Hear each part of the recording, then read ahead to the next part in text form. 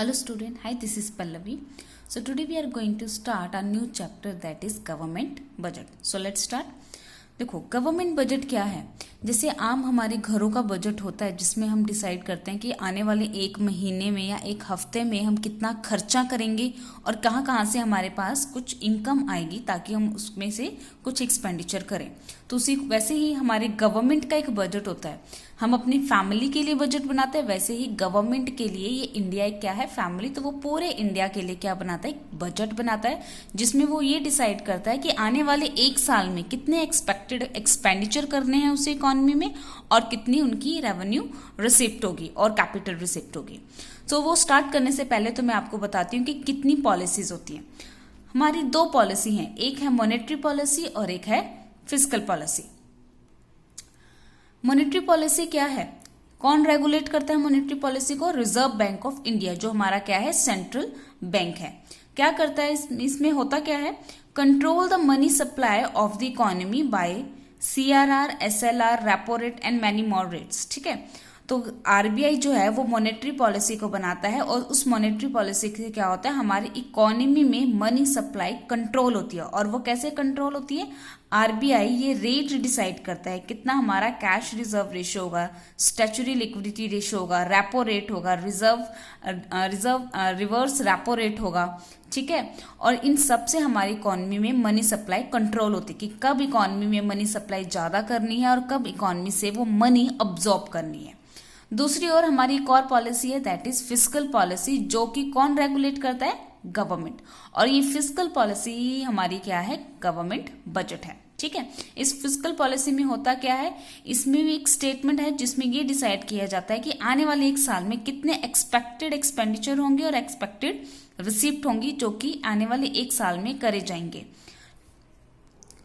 So what is government budget exactly? Government budget is a statement of the estimate of the government receipt and government expenditure during the period of the financial year, कि आने वाले financial year में कितने expected हमने estimate करने हैं receipt की और एक्सपेंडिचर की। गवर्नमेंट हमारे ऊपर एक्सपेंडिचर कैसे करता है, इन द फॉर्म ऑफ इंफ्रास्ट्रक्चर। ठीक है ना, पब्लिक एक्सपेंडिचर जैसे ये road, dam, bridges, school, hospital, जो ये गवर्नमेंट होते हैं, ये गवर्नमेंट की क्या है, एक्सपेंडिचर है। और गवर्नमेंट की रिसिप्ट्स क्या हैं, गवर्नमेंट की रिसिप्ट हैं जैसे गवर्नमेंट हमसे टैक्सेस कलेक्ट करता है, नॉन टैक्सेस।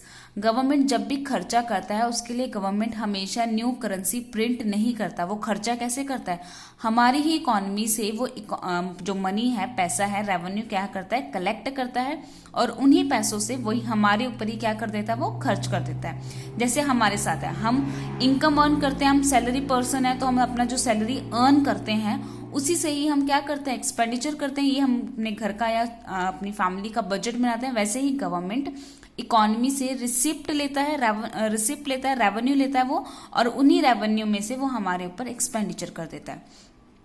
सो जब ये गवर्नमेंट बजट सुनाते हैं तो it reveal the fiscal policy of the government, focus on the growth and the stability of the economy. तो ये जब फिस्कल पॉलिसी ये जो अनाउंस होती है वो होती है 1 फरवरी, ठीक है, एवरी ईयर, हर साल 1 फरवरी को ये क्या होता है, अनाउंस होता है। और जब ये अनाउंस होता है कहाँ पर, पार्लियामेंट में। और कौन अनाउंस करता है, हमारा फाइनेंस मिनिस्टर।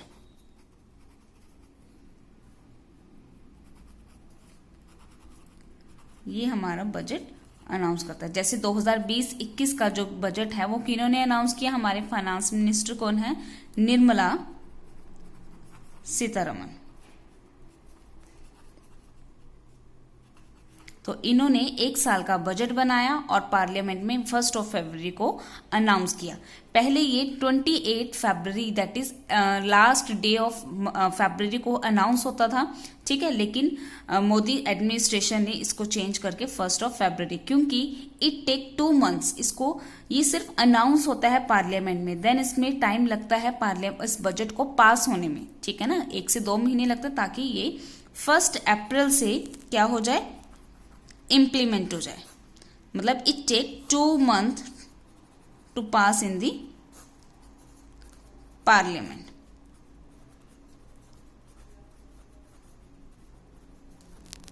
और 1 अप्रैल से, ताकि 2 महीने में पास हो जाए और 1 अप्रैल से ये क्या हो जाए, इम्प्लीमेंट होना शुरू हो जाए। ठीक है।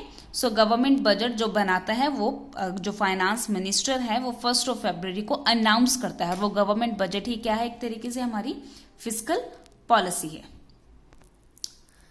जब ये गवर्नमेंट बजट अनाउंस किया जाता है, ठीक है, तो ये क्या अनफोल्ड करते हैं। Number 1, the financial performance of the government over the past 1 year.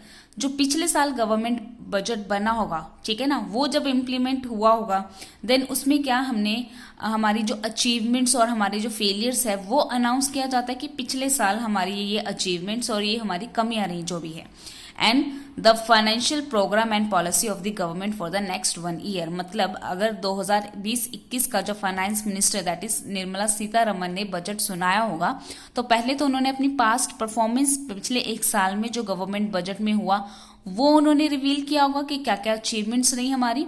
दूसरा वो ये बताएंगे कि आने वाले 1 साल में हमने क्या क्या बजट बनाया है, जिसमें हमारे कितने एक्सपेक्टेड एक्सपेंडिचर होंगे और रेवेन्यू और जो भी हमारी रिसिप्ट्स होंगी, रेवेन्यूज होंगे। ठीक है ना। देन तो मोस्ट इंपॉर्टेंट पार्ट क्या है, इसके ऑब्जेक्टिव। तो नंबर 1, जब गवर्नमेंट बजट का ऑब्जेक्टिव क्या होगा, सबसे पहले ऑब्जेक्टिव होगा GDP growth. What is GDP? It is a gross domestic product. Domestic क्या है हमारे लिए? इंडिया हमारा क्या है, घर है, तो वो हमारे लिए क्या है, डोमेस्टिक।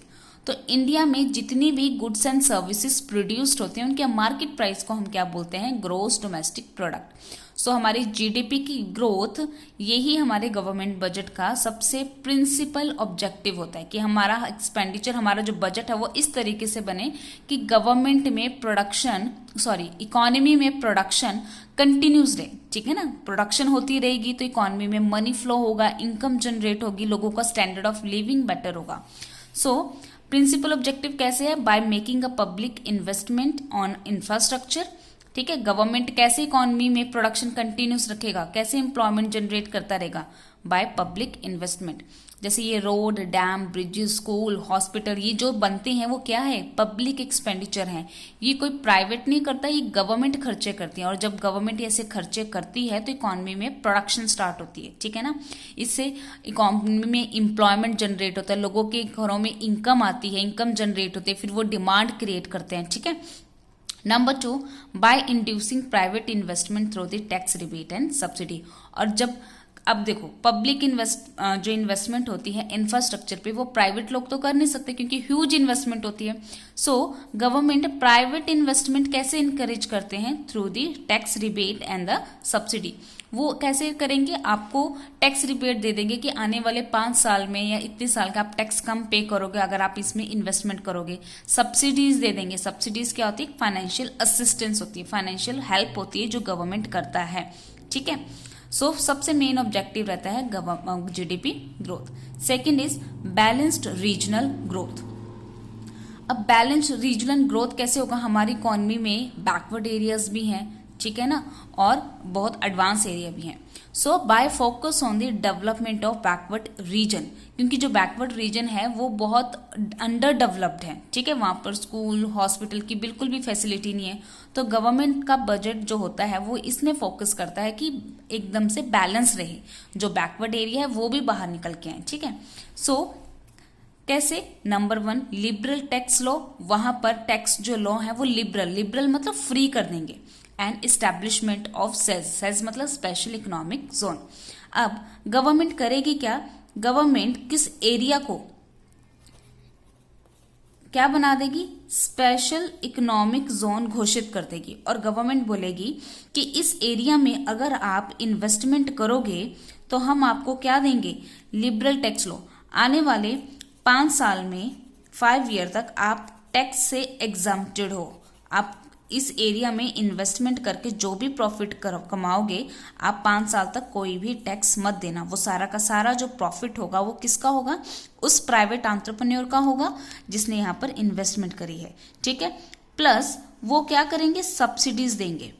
सब्सिडीज कैसे देंगे, आपको बोलेंगे कि इलेक्ट्रिसिटी, जो भी आप बिजली कंज्यूम करोगे, इलेक्ट्रिसिटी पे आपको यूनिट जो है वो माफ़ कर देंगे कि हम आपको इतनी देंगे, यूनिट ये माफ़ कर देंगे, प्लस आपको फाइनेंशियल हेल्प करेंगे। इससे क्या होगा, गवर्नमेंट के सर से भी बोझ उतर जाएगा कि उन्होंने उस रीजन को खुद से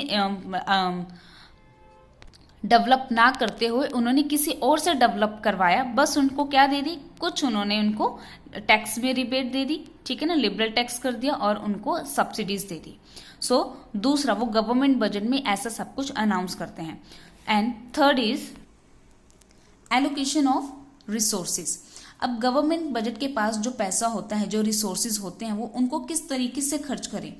नंबर 1, उनके पास एक ये भी रास्ता है कि वहां खर्च करें जहां पर उनको मैक्सिमम प्रॉफिट होगा। नंबर 2, उनके सिर पे ये भी रिस्पॉन्सिबिलिटी है कि उनको वहां खर्च करना है जहां पर सोशल वेलफेयर भी हो। तो गवर्नमेंट लाइक बीपीएल, उनके लिए खर्चा करेंगे। अब जैसे कि बीपीएल है, बिलो पॉवर्टी लाइन, इनके लिए कौन सोचता है, इनके लिए गवर्नमेंट सोचती है, ठीक है ना, कि इनको कितनी आपने गुड्स एंड सर्विसेज देनी है, किस रेट पे देनी है। क्योंकि अगर हम इकॉनमी को प्राइवेट एंटरप्रेन्योर या डिमांड एंड सप्लाई पे छोड़ दे तो क्या होगा, सब जो प्राइवेट एंटरप्रेन्योर है अपनी प्रॉफिट के बारे में ही सोचेंगे, सोशल वेलफेयर के बारे में नहीं सोचेंगे। लॉ एंड ऑर्डर कोई मेंटेन नहीं करेगा।